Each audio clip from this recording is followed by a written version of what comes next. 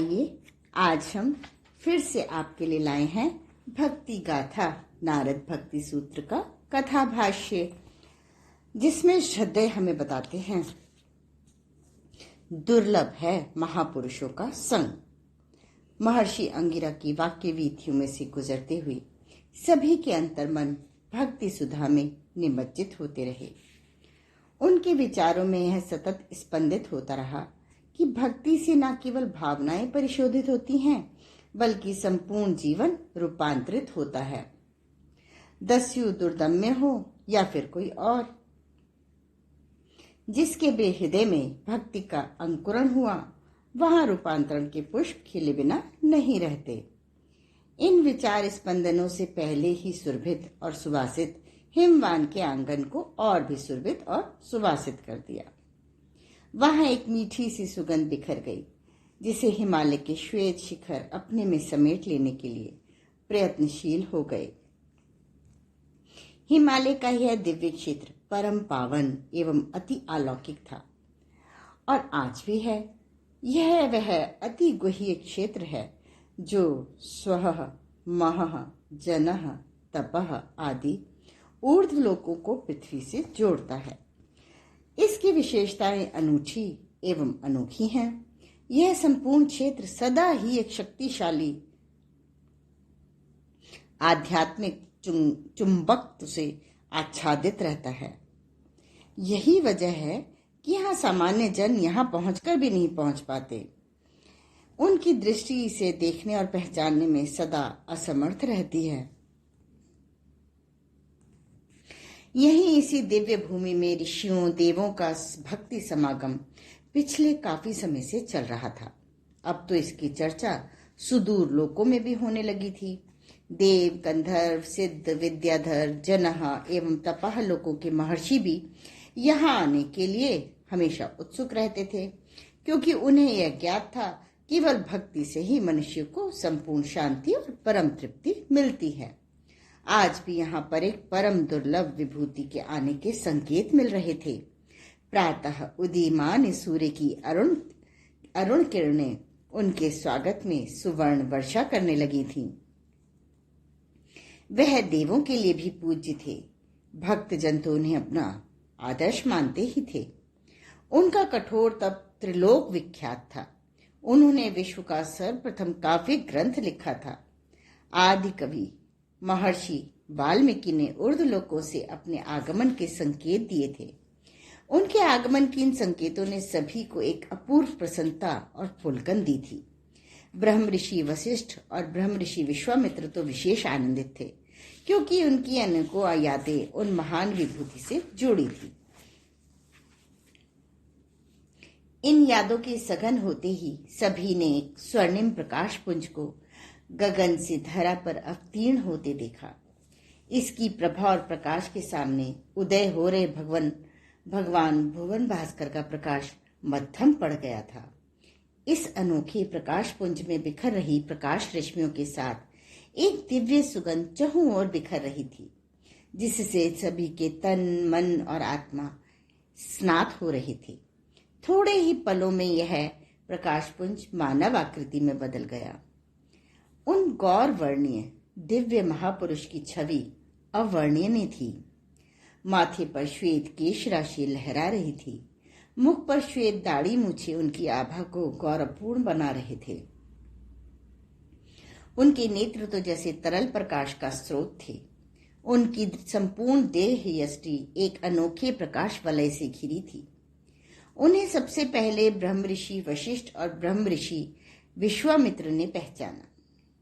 देव ऋषि का उन्होंने स्वयं अभिवादन किया। प्रत्युत्तर में देव ऋषि ने उन्हें हृदय से लगा लिया। महर्षियों में भी सर्वपूज्य वाल्मीकि को अपने बीच पाकर सभी आह्लादित थे। काफी समय तक सभी इस दैवी आनंद में डूबे रहे। फिर परम तेजस्वी विश्वामित्र ने देव ऋषि की ओर साप भी पराये देखा। उनकी दृष्टि के मन को देव ऋषि नारद ने तुरंत पहचान लिया और मुस्कुराते हुए उन्होंने सभी की ओर देखा। सभी की आंखों में नवीन भक्ति सूत्र के श्रवण की आतुर जिज्ञासा दिखी। देव ऋषि ने भी बिना देर लगाए अपना नवीन भक्ति सूत्र उच्चारित किया। महत् संगस्तु दुर्लभो गम्यो मोघश्च। महापुरुषों का संग दुर्लभ, अगम्य और अमोघ है। देव ऋषि के इस सूत्र को सभी ने सुना, परंतु महर्षि वाल्मीकि तो जैसे इसमें डूब गए। उन्हें याद आने लगे अपने वे पल जिन्होंने उन्हें भक्त बना दिया था। इन स्मृतियों ने उन्हें थोड़ा विकल किया और पुलकित भी। इस विकलता भरी पुलकन के एहसास से उनकी आंखें भर आईं, पर वह बोले कुछ नहीं। बस उन्होंने सूर्य देव की ओर ताका और फिर शून्य में रम से गए। उन्हें इस तरह मौन होते देख ब्रह्म ऋषि वशिष्ठ कहने लगे, देव ऋषि के इस सूत्र की व्याख्या आप करें। वशिष्ठ के इस कथन के उत्तर में उन्होंने देव ऋषि की ओर देखा। महर्षि वाल्मीकि को इस तरह अपनी ओर देखते हुए देखकर देव ऋषि ने भी आग्रह किया, अवश्य ऋषि श्रेष्ठ, इस सूत्र की व्याख्या आप करें। आपके मुख से इसकी व्याख्या सुनकर हम सभी अनुग्रहित होंगे। देव ऋषि की यह बात सुनकर महर्षि वाल्मीकि मुस्कुराए और कहने लगे, अनुग्रहित तो मैं हूं देव ऋषि। आपके संग ने, आपकी कृपा ने मुझे अनुग्रहित किया। आज का यह महर्षि वाल्मीकि कभी दस्यु रत्नाकर हुआ करता था। इस अपक्रम को करते हुए जीवन के कितने वर्ष गुजर गए। तभी अचानक भगवान की अहेतु की कृपा मुझ पर हुई और देव ऋषि मिले, परंतु मैं हदभाग्य इन्हें पहचान भी न सका। इनकी करुणा के उत्तर में मैंने इन्हें डराया, धमकाया, यहाँ तक कि एक वृक्ष से भी बांध दिया, परंतु देव ऋषि को तनिक भी क्रोध न आया। वे तो बस मुस्कुराते रहे। उनके नेत्रों से करुणा बरसती रही। इन्होंने तो बस इतना भर कहा, तुम यह सब क्यों करते हो? मैंने कहा, अपने परिवार के भरण पोषण के लिए। तब उस समय देव ऋषि ने मुझसे कहा था, क्या तुम्हारे परिवार के स्वजन तुम्हारे इस कर्मफल के भी भागीदार होंगे? मैंने सहज ही कह दिया था, अवश्य। लेकिन परम ज्ञानी देव ऋषि ने मुझसे कहा, ऐसे नहीं, तुम उन लोगों से पूछकर मुझे अपना उत्तर दो। देव ऋषि को एक पेड़ से बांधकर मैं उनसे उत्तर पूछने गया। उनके जवाब पर मुझे हैरत और हैरानी हुई, क्योंकि सभी लोगों ने मुझे एक स्वर में मना करते हुए कहा, अपने कर्मफल का भोग तुम्हें स्वयं ही भोगना पड़ेगा। तुम्हारे कर्म को भला हम सब क्यों भोगेंगे? उनके इस उत्तर ने मुझे हैरानी में डाल दिया। मैं भागा भागा देव ऋषि की शरण में आया, उनके बंधन खोले, क्षमा मांगी और कहा, हे भगवान, आप मुझे मार्ग बताएं। देव ऋषि ने मुझे राम नाम जपने का आदेश दिया, परंतु मैं अभागा, मुझे राम कहना ही न आया। पूर्व दस्यु कर्म ने मुझे मरा कहना अवश्य सिखा दिया था। देव ऋषि ने कहा, कोई नहीं, तुम यही जपो। देव ऋषि के आदेश से मैंने मरा का जप आरंभ कर दिया। मर्यादा पुरुषोत्तम राम का यह उल्टा नाम मेरे लिए अमोघ मंत्र बन गया।